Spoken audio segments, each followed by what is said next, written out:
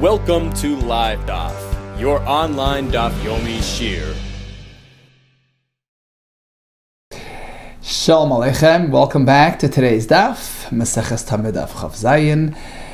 We are holding on the third line off the top, Tanan Hasam. So we go over to the Mishnah, Maseches Mides, which will fill us in with some of the facts regarding the postings of the Shomrim, of the honor guards, the Kohanim, the Levim, who guarded around the Beis HaMikdash throughout the night. We spoke about the three locations where the Kohanim were posted. Here come an additional 21 places, or as the Rush learns, actually the 21 was the sum total of all locations, three of which were shared by Kohanim and Levim who accompanied each other in their postings. As we learned yesterday, Levim were meant to assist the Kohanim, and that's hence their name Levi. Right? Levi is the one who accompanies, who assists, who helps out. Tanan Hasam have a Mishnah Maseches Mides. B'shleisha makaymes haKohanim shomrim. So the Kohanim would be posted in three locations, as we had in our Mishnah the other day. Beis HaMikdash, throughout the Beis HaMikdash. Number one is Beis HaTinos. Number two, Beis HaNitzutz. And number three, Beis HaMoiked. Valavim, they were posted throughout 21 locations. Valavim b'chav alf makaymes, and according to the Rush, again, it means 21 in total, three of which were identical, the same as the Kohanim who guarded alongside. Valavim b'chav alf makaymes, as follows. Hey, 5 postings were al shari harabayis, along the 5 entranceways, the gateways to the harabayis. Dalet, 4 more Levim were standing al dal pinaisav mifnim, at the 4 corners, but on the inside of the harabayis, so at the corners inside. And this is also an expression of kavod, of honor. They're posted all around, keeping an eye, indicating that we have our minds and hearts focused on our Beis HaMikdash, the Makom of Shechina. So along the harabayis we had 5 by the Shi'arim, and in the inside corners, on all 4 corners, we had 1 Levi, a total of 4. Hey, al shari azara, 5 more Leviim were posted alongside 5 of the Azara's gateways. Vidal dal pinoisim bachutz, likewise 4 more situated at the corners, the 4 corners of the Azara, and these 2, the ones on the Shari Azara and the ones at the corners, were bachutz, on the outside of the walls. So by the harabayis, it was inside. Here it's outside. The Gemara soon will ask the question, why the difference? One more, echad b'lishkas hakarban, was in the chamber where they held prepared, they inspected, and they had the karbanis, the lambs that were slated for karban tamid. There was 1 more Levi posted there. These are karban materials, these are for the tamid. It requires an extra honor guard. Ve'echad lishkas haparoiches, some say to guard against those who would want to blemish or make trouble. The kusim would troublemakers, so they had to have somebody. Ve'echad lishkas haparoiches, another Levi was standing at the chamber where they produced the curtains. Some explain to ensure that nobody impure gets to it, makes it tummy. Ve'echad acher beis hakaparis, 1 more Levi standing behind the Kodesh HaKadoshim, was called beis hakaparis. Kaparis is the cover of the Aron. So behind the Kodesh HaKadoshim was another Levi, and that completes our total, list of postings. How do we know that we had this amount, this number of postings? Amar Vida Misura, Amar, some say it was a Bryce Masisa Tana. The chsev we have way back by David HaMelech's time. So we had the guards around the Mishkan there. The chsev la Mizrach Halavim Shisha. To the east, 6 Levites. Let's find the Layim Arba, to the tzaf inside. We had 4 facing Layim, facing the sun, that was their position. Some say facing the east, which is the entranceway to the Beis HaMikdash. L'negba, to the south, to the Dorain. Layim Arba, again we had 4 more facing the Yom. La Sufim, the extra chambers that were built, Shnayim, 2 per chamber. It sounds like it's 4 in total. The Gemara soon will tell us actually it was in total just 2. The far bar behind, more the sort of external, behind the Kodesh HaKadosh L'Marav to the west, Arba, we had 4, L'Masila, Shnayim, L'Parbar. So we had 6 over there on the west, Arba L'Masila, 4 for the Masila, that was that area, and Shnayim, 2 more L'Parbar for the area called Parbar. Now, we'll see soon we'll explain this. The term Parbar means behind. Now, if you count up all the Levim in this pasuk, we end up with much more than 21. It's 24 actually. It's 6 plus 4 plus 4 plus 4 plus 6.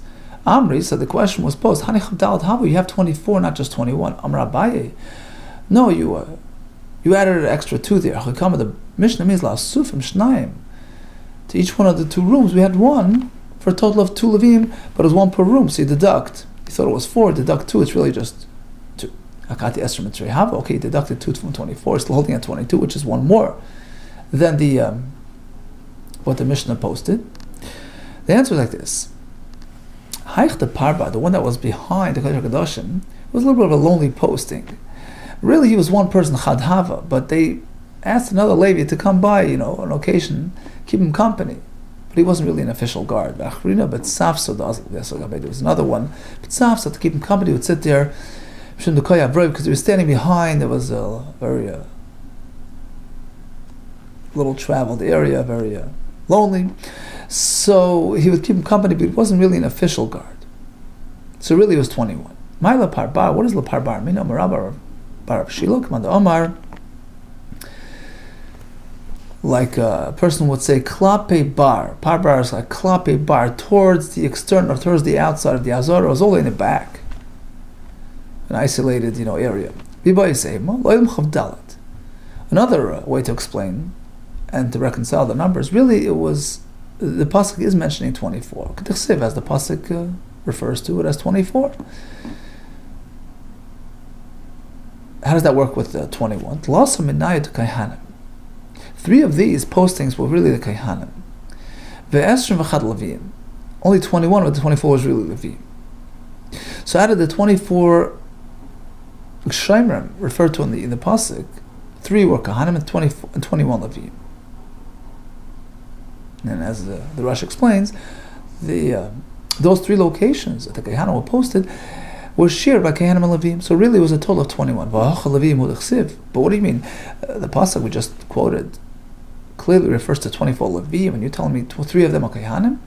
How does a Kahan turn into a Levi? Levim. The answer is, it's interchangeable. After all, the Kahanim come from Shevet Levi. Shimon Levi. Domer Shimon Levi. Look throughout Tanakh, you'll find no less than 24 places that the Kahanim were referred to as Levim. Nikru Kahan Levim.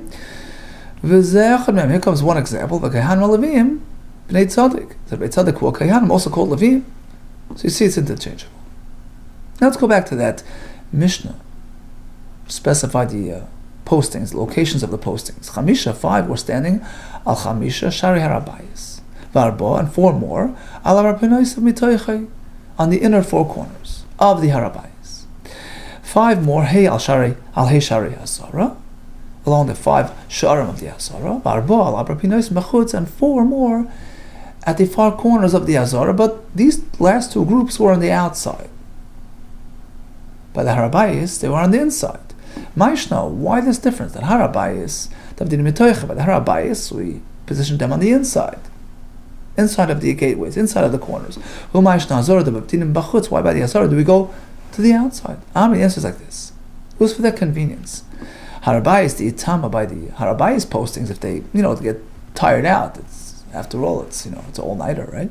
Uboy Mason wants to sit down to rest a little bit, like at the end of Navila, Kodesh is open, you have to go outside to, sit down, so he'd like to rest a little bit. But Uboy Mason of Yosef, so therefore, Yosef, he can actually sit down, it's allowed, and that's why we have no problem posting him on the inside, because you can sit in the Harabayis, no issue with it. But the Azara, There, you're not allowed to sit in the Azara Deep Tama. If you were to get tired, the boy Lamesiman would wish to have a seat. If you can't sit in the Azara, we have a known halacha in Yeshiva Azara. The only one who is allowed to sit in the Azara, the Makam Hamikdash, is only a Melech Beis David. Elul Malach Beis David who represents Hashem's Shechina. So therefore, to enable him that option of sitting Avdin Bachutz, we place him on the outside. Same location, but instead of the inside, on the outside, which allows him to sit down. Amamar. So what did we say? Hey, 5 Leviim, al hey shari Azara. At the 5 sharim of the Azara. Which sounds like the Azara had merely 5 gateways. There's only 5. But I mean, we have a Mishnah in Meseches Midas, which gives us 7 sharim. Zayin sharim hay ba'Azara. Gimel b'tzafon, 3 on the Tzafon, Vigul v'Darim, 3 alongside the Darim, Echad b'Mizrach. Total of 7, not just 5 on Rabbaye. There were 7, but 2 of them did not require a special posting because it was sandwiched between 2 gateways, one to the right of it and one to the left of it, which already had guards. It was close enough that they could keep an eye on the middle one as well. Amar Abaye Trei Minai, 2 of those gateways, one on the Tzafon and one on the Darim, which were sandwich gateways, don't need their own postings. Rabbi says it's Machlekes Tanaim in terms of the total numbers of Sha'arim. Some say 7, some say 8, some say 5, as per the previous count. Asani ein person, we have a Mishnah, which indicates that there's a Machlekes in terms of the numbers. Asani, the Brisa says ein person, miud gimel gizbar. They had no less than 13 supervisors. Each one would guard a door, and 7, managers above them. The reason for no less than 13 supervisors was connected to Gimel Sha'arim, corresponding to the 13 gates. Each one was in charge of a. Now the 13 is in total between the Azara and the Harabayis. Dal Chamisha the Harabayis, deduct 5 for the Harabayis. Parshanut-torah-comment the Azara, you left with 8 for the Azara. So according to this opinion, the Azara had 8 gateways. Alma, so what do we see? Ikatana the Omer Tamanya Haba. We have an opinion which holds its 8. Vikatana the Amar Shiva, we have a Tana which says 7. Likewise, there's a third Shita which says 5, which works with our Mishnah. Vikatana the Amar Chamisha Haba. Okay, so bottom line, we had 21 guarding locations, 3 of which were also shared by Kehanim. And we delineated all the locations. We placed the Azara on the outside, the Harabayis on the inside to allow them some rest throughout the night. Mishnah spoke about the regular Kohanim who would actually get a night's sleep. So they would sleep with their own night garments. They would not sleep with their holy garments. Now, it sounds from the Mishnah, we have a specific issue with sleeping with those garments. Rashi explained, and Farsh explained, it might pass some wind, that's disrespectful. So they switch into their own clothing. But suppose they just want to wear it, not in a sleeping mode. It sounds like it's okay, even though it's not really time for service. It's nighttime, not time for karbanis. They're not meant to sleep in those begadim out of honor, out of covet, out of respect. But let's say they're up and awake and want to walk around. They're allowed to do that. Shamas no. Can we conclude from this that big no? The priestly garments nitnu lahanasbam, they're given even for personal benefit. You could have an offer from it. Is that okay? Meaning, initially when it was donated with this in mind that the kohen could just wear it even on off hours. Amri, the answer was given like this. Not necessarily. Perhaps they can't even wear it awake when it's downtime. The reason why the Mishnah referred to not sleeping was to highlight the next point. What did they do with it during their sleep? They placed it alongside their heads. The point was the next element to tell us. They would remove, fold them, and place them beneath their heads. And that's an interesting halacha. They're allowed to actually use it as a pillow. No. So that's why Tani Reisha, the Mishnah began with a reference to what to do during nighttime. Tani Reisha Namilo Yushenim, to teach us they wouldn't sleep with it, they would remove it. This way, it would give us the opportunity to highlight the next point. that it was placed beneath their heads during sleep time. Ask the Gemara, but how is that allowed? That in itself is difficult to understand. They would place it beneath their heads. Do you mean to say, Big Day Kahuna, Nitnu Lahanasbam once again? Are you telling me they can have annoy, they can have benefit even during off time? No, not necessarily beneath.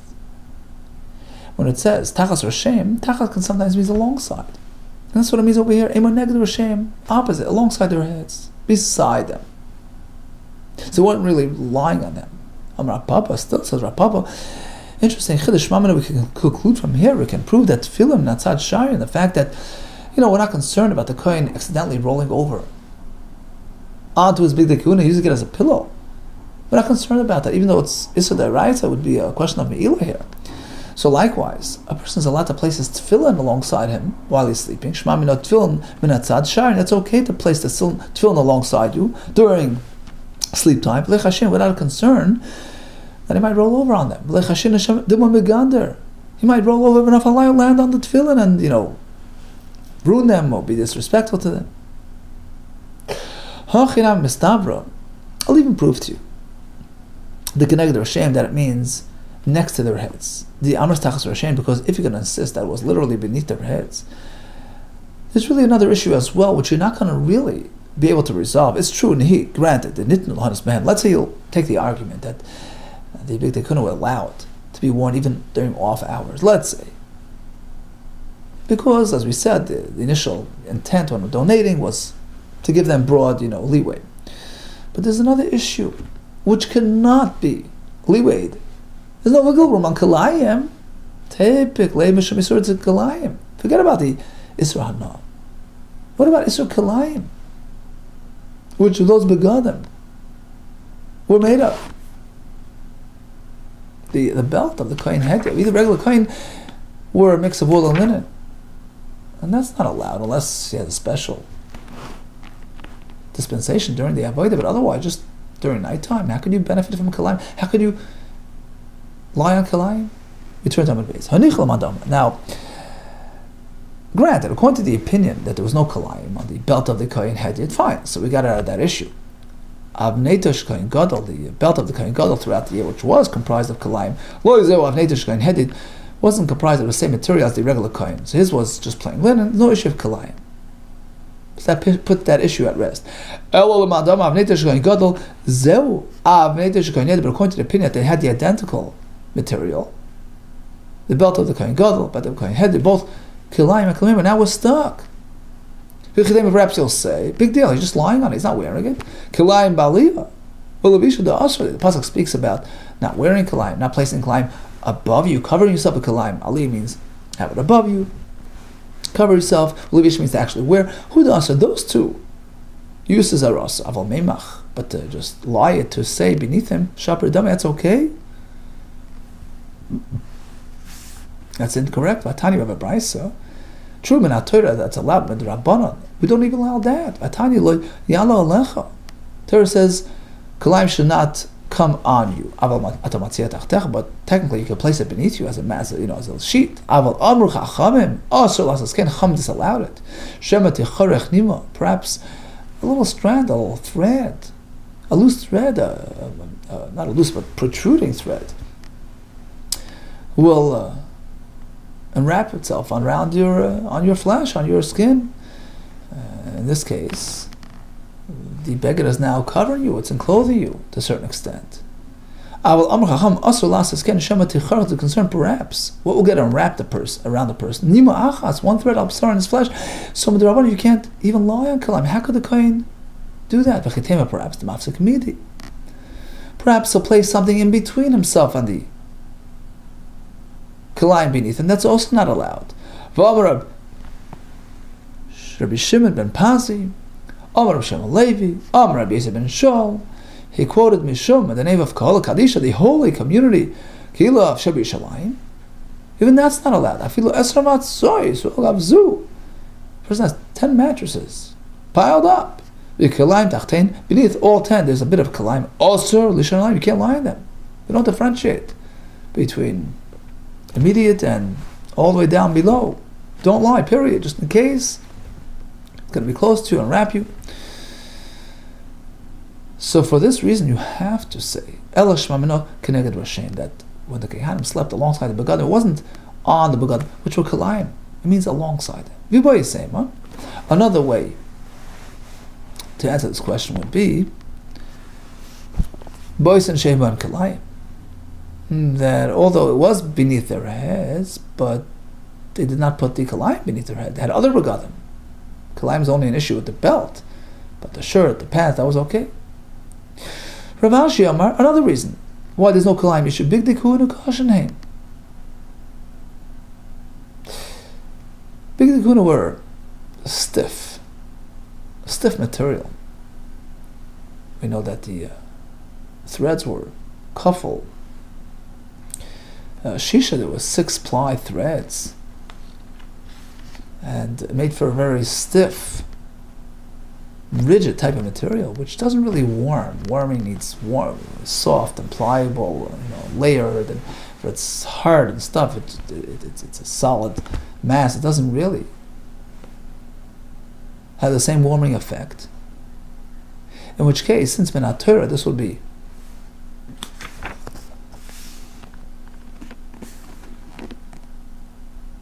okay Minat Torah, according to some Mefarshim, that if it's hard and rigid, Minat Torah, there's no Kalayim. So certainly here, when it's only beneath him, which to begin with is only the Rabbanah, they did not apply to something like this, which doesn't really exhibit real Kalayim. Damar Rav Huna, Breda Bishua, we find the halacha l'maisa regarding something stiff and rigid, which is okay to be used. Ha namta, you have this a sandal made out of felt, hard, rigid felt.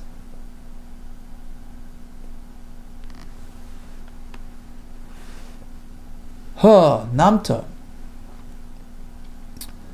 gamda. So namta means felt. Gamda, kasha, hard, rigid. The nourish from this town, Narash, Sharya. You could, step on it. You could have it beneath you. So that'll be another reason to allow the kind to lie in the Bigdei Kehuna without concern of Kalai. Okay, so we addressed that point where the Mishnah spoke about not sleeping with the Bigdei Kehuna, but it sounded like you can wear it. Mor wasn't sure about that. What about placing it beneath them? First we said it was alongside, then we said, you know what, even beneath them, perhaps it would be okay. Hana, well, perhaps there's no Isra Hana, even off time, and Kilayim, there's several reasons why that wouldn't be an issue as well. Continues the Gemara. Ira keri be'echad mehen b'chu. If a kohen experienced a personal impure experience throughout the night, he becomes a Baal Keri, and he has to leave his brethren, descend into the tunnel, over to the mikveh. The fact that we allow him to even travel through that tunnel, which traversed the area beneath the Beis Hamikdash, is a riot to Rabbi Yochanan. There's no kedusha there. Mesayei alei Rabbi Yochanan Damar, who tells us two halachas. First of all, mechelos l'niskach. You meant to know the mechelos, the tunnels, the underground walkways, had no kedusha. Number two, Ubal Keri mishtalei chutz shnei machnes. A Bal Keri is meant to be sent beyond the two machnes. So, machna Shechina, which encompasses the actual Azara area, and the machna Levia, which corresponds to the Leviim, who camped around the Mishkan back in the Midbar. Correspondingly, we have the Harabayas, which is zone 2, called machna Levia. Bal Keri is meant to leave both those areas. But in this case, it wasn't an issue because he was underground. Vaner is dolken mekan mekan. On his way to the mikveh, he was fully lighted, fully lit up. Neighbors on both sides. Rav Safra, habayos beis hakisei. So the Mishnah continues and describes the beis hakisei shel kavod, the seat of honor, so to speak. It was the washroom was constructed with dignity. There was a door which was closed to indicate the presence of a person there, and open when it was vacant. Rav Safra habayos beis hakisei. It so happens that Rav Safra was in the beis hakisei. Also Rav Abba wanted to discern whether it was vacant or not. Nachar, so he sort of coughed and made some sort of sound to him, to see if there's any response, anybody there. Amar, so he responded, Le Omar. So Safra responded, come inside, enter. Despite the fact that he was there was somebody there, he allowed him entry. Basa the Nafkik. So after he left the Beis HaKisei, Amalei Rab Abba turned to Rav Safra, he says, why'd you let me in? Tznius would have dictated otherwise, that I remain outside, I wait until it's vacant. Amalei Rab Abba Adkan le'slikas le'seir. You haven't even traveled up to Seir.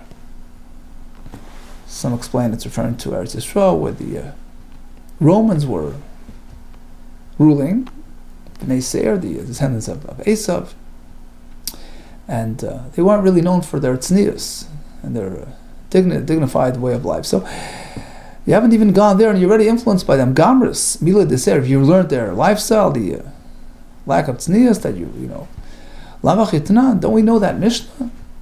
One at a time? Matzoi, no. So the Kohen who would encounter the Beis HaKisei closed, he knows there's somebody there. And he was waiting his turn. What does that tell us? He's not meant to enter when there's company. So why did Rav Safra allow him? Rav Safra figured, maybe his health is in danger because maybe he's desperate. Because you have a halacha a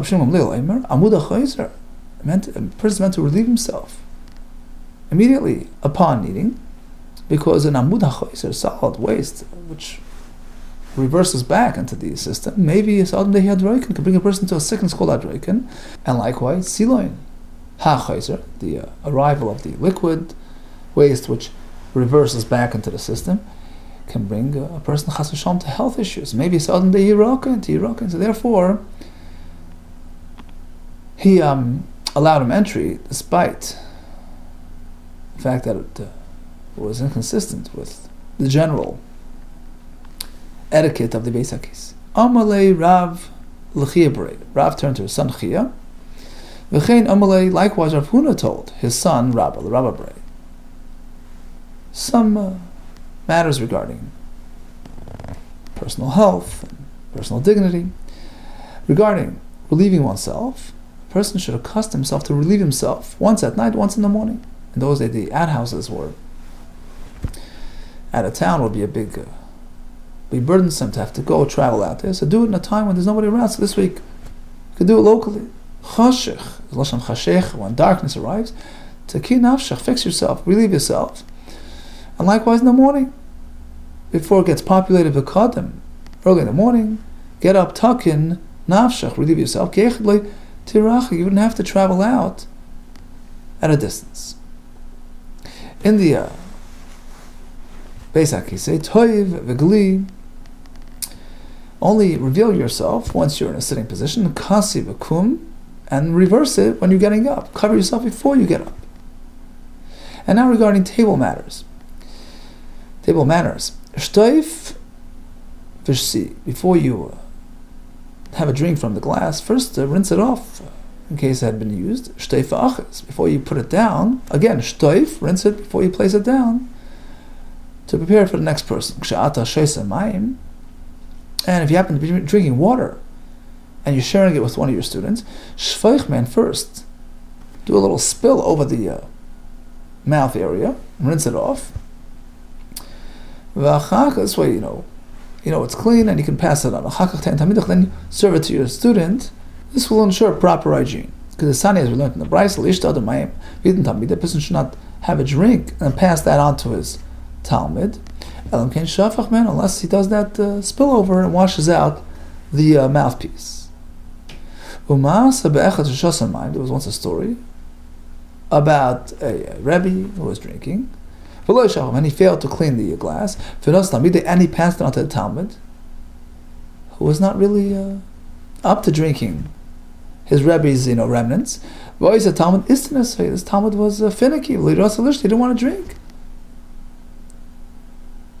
from the unwashed, umeis b'tzama, and he just withheld, and he ended up dying from thirst. At that point, they established a rule: Lo yishta adam mayim v'idin tamid. Before you pass it on to your student who might be hesitant to wash it out in front of you, so you have to do it for him. Unless you pour a little out to ensure proper hygiene and cleanliness. Rashi says like this: Hilchach, based on this halacha, Hi Talmid the Shafach Kami Rabbe. So the Talmud notices that his Rebbe did not do it, and he himself was compelled to do it. It's no issue. It's not considered disrespectful. Leis bei mishum afkirus. It's not called afkirus, of like disrespectful and dishonorable, because it's a matter of hygiene and it's sanctioned by the Chacham. Another point that he told his son, they told their sons, when you eat something and you feel you have to, discard of some saliva, don't do it in front of your Rebbe. It's not covered. Call mili, anything, like tiflet, bapi rabbi. You shouldn't be spitting out anything in front of your Rebbe, unless it's dangerous. Bar mekara v'dais, unless we're talking about saliva produced by eating kara, some gourds, daisa, cereal. These are dangerous if they're held within. The kavsila shall aver domid. It's like the piece of roasted, melted, molten lead, which can actually be very harmful if it's kept within a person. So these things have acidity or whatever that it must be spit out, and therefore it's okay to do it even in front of your Rebbe.